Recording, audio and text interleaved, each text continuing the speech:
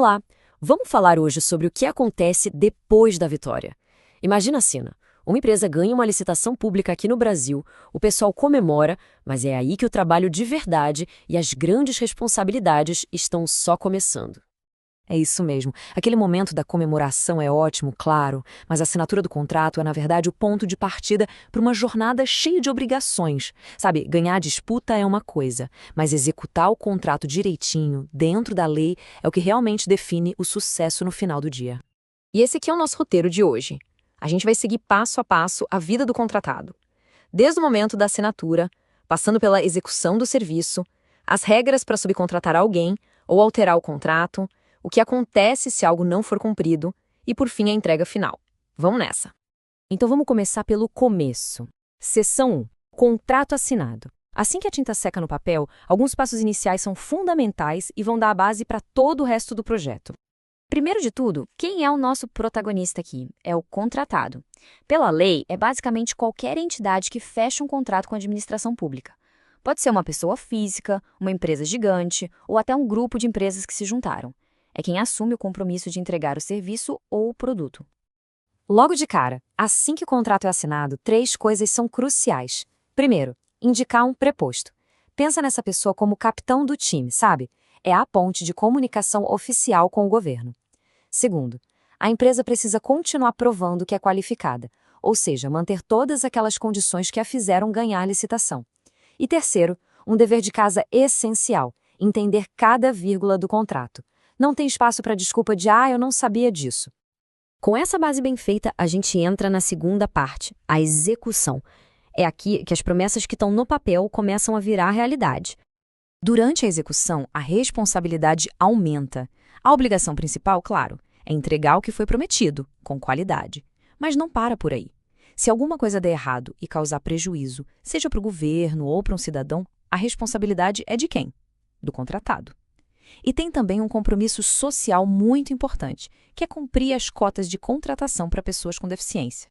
E olha, aqui a lei deixa uma coisa muito, mas muito clara. A administração pública não vira sócia dos problemas do contratado. Salário de funcionário, impostos, INSS, tudo isso continua sendo responsabilidade exclusiva da empresa. O governo não herda essas dívidas. Seguindo em frente, vamos para a terceira parte. Subcontratação e alterações. Porque a gente sabe que nenhum projeto é uma linha reta e às vezes as coisas precisam mudar no meio do caminho. Vamos ver como a lei lida com isso. Primeiro, subcontratação. Será que dá para chamar outra empresa para fazer uma parte do trabalho? A resposta é sim, mas com regras bem claras. É uma transferência parcial e precisa ser autorizada pela administração. E, claro, o governo vai checar se essa outra empresa também tem a capacidade técnica para fazer o serviço.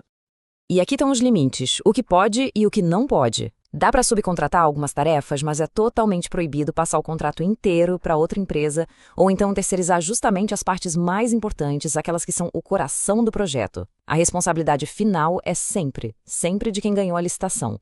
E se o contrato precisar mudar? Bom, ele não é escrito em pedra, mas qualquer mudança tem que seguir um processo formal. Em algumas situações, a administração pode fazer pequenas alterações por conta própria, mas com limite de até 25% do valor. Mudanças maiores que isso exigem um acordo formal, um novo combinado entre as duas partes e sempre com uma boa justificativa.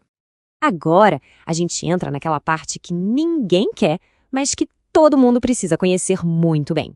Seção 4. Descumprimento e sanções. E aqui o recado é bem direto.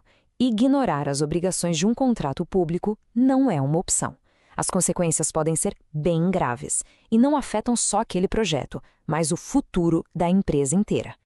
Só para a gente ter uma ideia do risco financeiro, o valor de uma multa por descumprimento pode chegar a 30% do valor total do contrato. Pensa bem, é uma quantia que pode quebrar uma empresa dependendo do tamanho dela. As sanções funcionam como uma escada, sabe? Cada degrau é mais sério que o anterior. Começa com uma advertência, que é um puxão de orelha formal. Depois vem a multa, que a gente acabou de ver.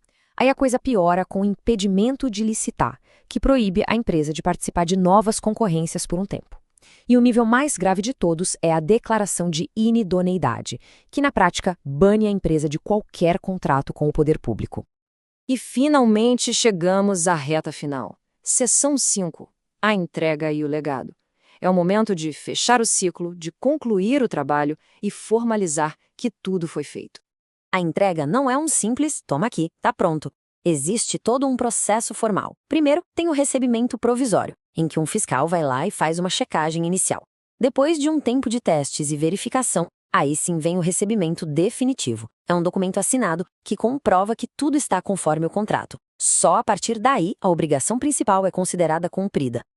Tá, mas por que tanta regra, tanto rigor? Esse gráfico aqui dá uma resposta bem direta. Uma pesquisa sobre a origem de fraudes no setor público mostrou que 63% dos casos acontecem por causa de falhas nos controles internos das próprias empresas. 63%. É um número gigantesco. E é aqui que tudo se conecta. Quando uma empresa contratada cumpre direitinho todas as suas obrigações, ela não está só se protegendo de multas. Ela está, na verdade, fortalecendo a primeira linha de defesa contra a ineficiência e a fraude. Ela passa a agir como uma parceira na boa gestão do dinheiro público. E a gente encerra com essa reflexão. A pergunta final não é só se uma empresa consegue ganhar uma licitação, mas se os seus processos internos, sua cultura de fazer o certo, são fortes o suficiente para transformar um simples contrato numa parceria de valor para toda a sociedade. Fica aí a reflexão.